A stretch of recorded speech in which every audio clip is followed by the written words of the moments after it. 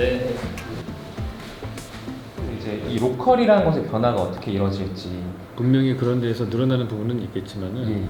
그렇다고 글로벌라이제이션이라든지 중앙 집중의 방향이 오히려 완전히 끊어질 거라고는 생각하지는 않거든요. 네. 근데 물론 그것도 이제 코로나 같은 전염병들이 지속적으로 더 추가적으로 나오느냐에 따라 다르겠죠. 지금처럼 끝나지 않고서 계속해서 전염병이 또 돌고 하면은 그러면은 말씀하신 대로 그 로컬라이제이션은 훨씬 더 강화될 수밖에 없을 거라는 동의는 하는데.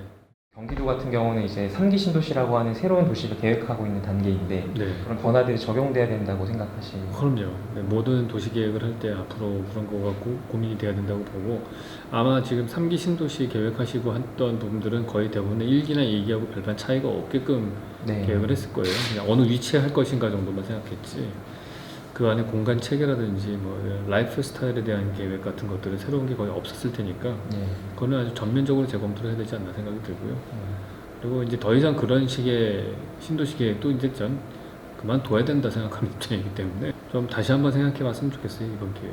그런 식의 신도시라고 하면 그 베드타운을 만드는 네, 방식. 그렇죠. 베드타운을 만들고, 또 사실 1기하고 2기의 차이는 있는지 모르겠어요. 이게 왜 3기인지도 모르겠고. 네. 그러니까 2기하고 3기의 차이는 도대체 뭔지. 시기의 차이가. 시기의 차이만 있을 뿐이지. 학교에 대해서 언급하신 부분들이 네. 있더라고요. 더 이상 그렇게 많은 학생들을 수용하는 공간들이 필요하지 않게 될 수도 있다. 네, 온라인 수업으로 완전히 대체되지는 않습니다. 왜냐하면은 낮 시간 동안에 아이를 맡아주는 타가소 기능도 있고, 예. 아이들끼리 자체적으로 사회조직 능력이라든지 이런 공동체를 체험하는 부분도 있기 때문에 예. 지금 우리가 생각하는 학교라고 하는 거에 간격을 한번 생각해 보세요. 네. 초등학교들이 보통 몇 킬로미터 간격으로 떨어져 있거든요. 네. 그거는 그 공동체를 커버하는 정도인데, 그게 예를 들어서 반경 2, 3km 정도 내에 있는 마을 그 공동체를 커버하는 초등학교 하나가 하나로 있는 게 좋은지 10개로 쪼개지는 게 좋은지 이런 걸 생각해 볼 필요가 있는 거죠. 지금 우려하는 거는 많은 사람들이 모였을 때 가면 전염병이 많이 한 번에 퍼질 수 있잖아요. 네. 그런 대규모 집합시설들은 대표적인 게 학교 같은 데란 말이에요. 어찌 보면 회사보다 더 커요.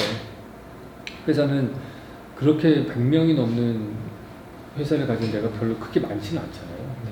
근데 학교는 동네마다 하나씩 몇백 명씩 모여있단 말이에요. 근데 이거를 좀 더 잘게 뚫을 필요도 있지 않을까. 전교생이라고 하는 개념이 있는데, 그게 뭐 굳이 우리 시대 때 갖고 있었던 전교생의 개념하고 지금 이제 다음 세대하고 좀 다를 필요도 있을 것 같고, 아이를 봐주고요, 선생님이 멘토 역할을 해주고 뭐 이런 부분들은 굳이 뭐 한 300명 전교생이 안 모여도 되는 부분이니까 세틀라이트 스쿨 같은 형식으로 가는 것도 괜찮을 거다, 저는 그렇게 생각을 해요.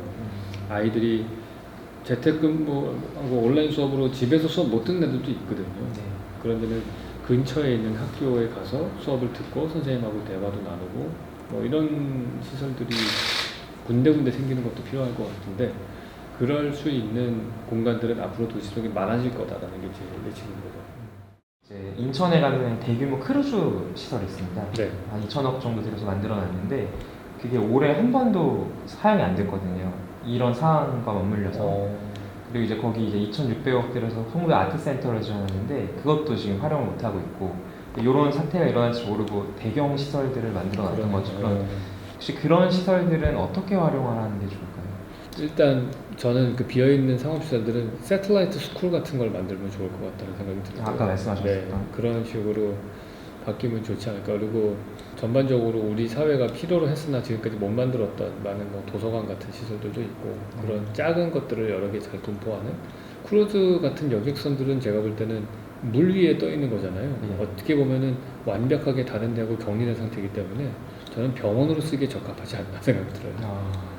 공간이라고 하는 거는 사실은 어떤 목표를 갖고 만들긴 하지만은 시대가 바뀌면은 계속 다른 용도로 바뀌어서 쓰이거든요.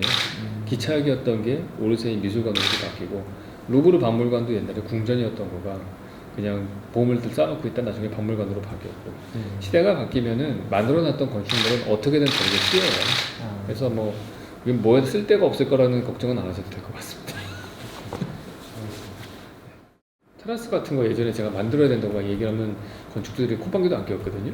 요즘에는 테라스 만들어야 되라고 얘기를 하면은 필요하다는 걸 절실히 느끼세요.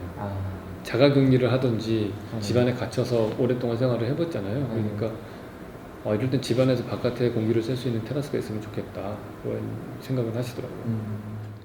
일단 저렇게 볼 수 있을 것 같아요. 집이라고 하는 거에서 예전에는 우리 보면은 조그마한 방에서 이부자리 깔고 있었잖아요. 네. 뭐 거기서 밥 먹으려면 이부자리를 개켜서 장에다 놓고 거기서 밥상을 갖고 와서 밥을 먹었단 말이에요.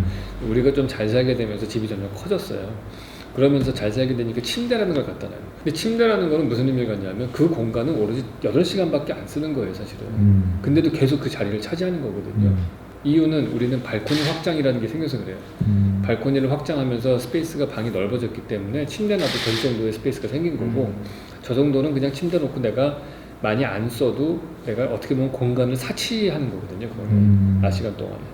근데 그게 가능했던 이유는 우리가 낮 시간 동안에 학교에 가든지 직장에 나갔기 때문에. 근데 이제 직장과 학교에서 보내는 시간보다 집에서 보내는 시간이 더 늘어났단 말이에요. 늘어나는 거는 그 공간이 진짜 아까운 거죠. 낮 시간 동안에 계속 침대로 있는 상황이 아마 이 상태가 계속 지속이 된다면 저는 그 침대가 접혀서 들어가는 시설들이 더 많이 늘어날 거라고 생각을 해요. 제가 볼 땐 그게 과도하게 생겨날 것 같아요. 이게 집이 전체적으로 늘어나기에는 여건도 안 되고 근데 집은 넓게 쓰고 싶고 그러면 가장 첫 번째로 할 수 있는 게 가변형의 공간을 만드는 겁니다.